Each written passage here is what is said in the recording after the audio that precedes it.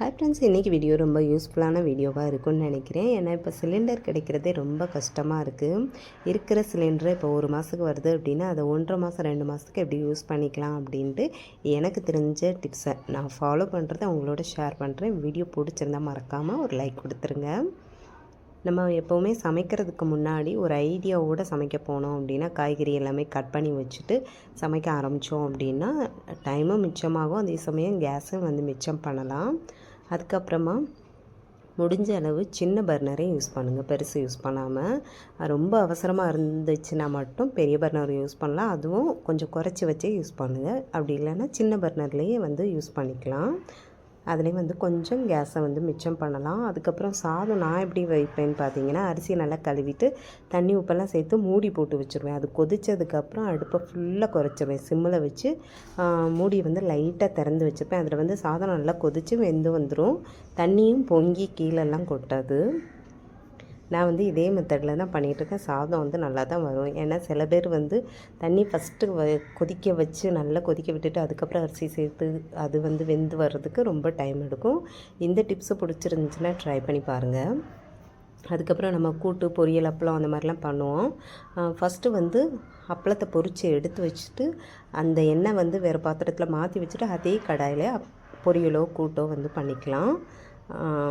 இந்த டிப்ஸும் ட்ரை பண்ணி பாருங்கள். அதுக்கப்புறம் நம்ம அந்த தக்காளி சட்னி இதெல்லாம் பண்ணும்போது அது வதங்கி வர்றதுக்கே ரொம்ப டைம் எடுக்கும். அது நான் இது நைட்டு டின்னருக்கு பண்ணுறேன். காலையில் பிரேக்ஃபாஸ்ட்டுக்கு சேர்த்தே வதக்கி அரைச்சி ஃப்ரிட்ஜில் வச்சிட போகிறேன். வேலையும் மிச்சமாகும், கொஞ்சம் கேஸை மிச்சம் பண்ணலாம். அதே மாதிரி வெங்காயம் தக்காளிலாம் வதக்கும்போது அடுப்பை சிம்மில் வச்சுட்டு மூடி போட்டு வதக்குங்க. அப்புறம் டீ காஃபிலாம் பண்ணுறதுக்கு ஒரு 10-15 நிமிஷத்துக்கு முன்னாடியே பால் எடுத்து ஃப்ரிட்ஜிலேருந்து வெளியில் வச்சுருங்க. அதுவும் ரொம்ப யூஸ்ஃபுல்லாக இருக்கும். அதுக்கப்புறமா சாம்பாருக்கு, கூட்டுக்கெல்லாம் பருப்பு வேக வைக்கிறோம் அப்படின்னா குக்கரே முடிஞ்ச அளவு யூஸ் பண்ணுங்கள். சில பேருக்கு பாத்திரத்தில் வேக வச்சா தான் நல்லா இருந்த மாதிரி இருக்கும். அப்படி இருந்துச்சு அப்படின்னா ஒரு அரை மணி நேரத்துக்கு முன்னாடி பருப்பை நல்லா ஊற வச்சுட்டு வேக வச்சோம் அப்படின்னா டக்குன்னு வெந்து வந்துடும். அதுக்கப்புறம் இப்போது நம்ம பிரேக்ஃபாஸ்ட்டோ அப்படி இல்லைன்னா டின்னர் வீட்டில் ஒவ்வொருத்தவங்க ஒன்று ஒன்று கேட்பாங்க, தோசை, சப்பாத்தி அந்த மாதிரி. அப்படி இருக்கும்போது ஒரே டைமில் சாப்பிட்ற மாதிரி பார்த்துக்கோங்க. நான் தோசைக்கு பண்ணுறதுக்கு வேறு தவா வச்சுருக்கேன். இப்போது சப்பாத்தி, தோசை ரெண்டும் பண்ணுறதுனால நான் இந்த கல்லில் பண்ணுறேன். ஏன்னா அதில் முட்டை பண்ண முடியாது, முட்டை சரியாக வராது. இதில் ஃபஸ்ட்டு சப்பாத்தி போட்டு எடுத்துகிறேன். 2 சப்பாத்தி தான், அதுக்காக ஒரு தவா சூடு பண்ணிகிட்ருக்கணும். அதனால் ஃபஸ்ட்டு சப்பாத்தி போட்டு எடுத்துகிட்டு அதே கல்லையே எங்களுக்கு தோசை ஊற்றி எடுத்துகிறேன். அதுக்கப்புறமா சப்பாத்தி கூட சாப்பிட்றதுக்கு முட்டை ஆம்லேட்டும் இதுலேயே போட்டு எடுத்துடுறேன். ஏன்னா கல் நல்ல வெயிட்டாக இருக்கும், டக்கு டக்குன்னு வேலை முடிஞ்சிடும். ஒரே டைம்லேயே எல்லாமே ரெடி பண்ணி முடிச்சிடலாம். எல்லாமே ரெடி பண்ணிவிட்டு அந்த கல் பார்த்திங்கன்னா நல்ல சூடாக இருக்கும். சில பேருக்கு சாப்பிட்டு முடித்ததுக்கப்புறம் சூடாக தண்ணி குடிக்கிற பழக்கம் இருக்கும். அந்த தவா மேலே ஒரு கிளாஸ் தண்ணி வச்சு மூடி போட்டு வச்சுருங்க. நம்ம சாப்பிட்டு முடிக்கிறதுக்குள்ளே அந்த தண்ணி நல்லா கொதிக்கிற ஸ்டேஜில் இருக்கும். நல்லா சூடாக குடிக்கிறதுக்கு நல்லாயிருக்கும். சுடு தண்ணி குடிக்கிற பழக்கம் இருந்துச்சு அப்படின்னா இந்த மாதிரி ட்ரை பண்ணி பாருங்கள். அதே மாதிரி அப்பப்போ சூடு பண்ணிகிட்டு இருக்காமல் நீங்கள் ஃப்ளாஸ்கில் சூடு பண்ணி ஊற்றி வச்சு கூட யூஸ் பண்ணிக்கலாம்.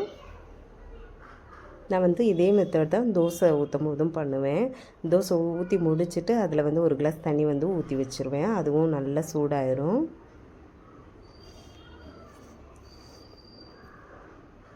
அதுக்கப்புறமா பார்த்திங்கன்னா சப்பாத்தி பண்ணுவேன்ல, டீ நான் மட்டும்தான் குடிப்பேன்.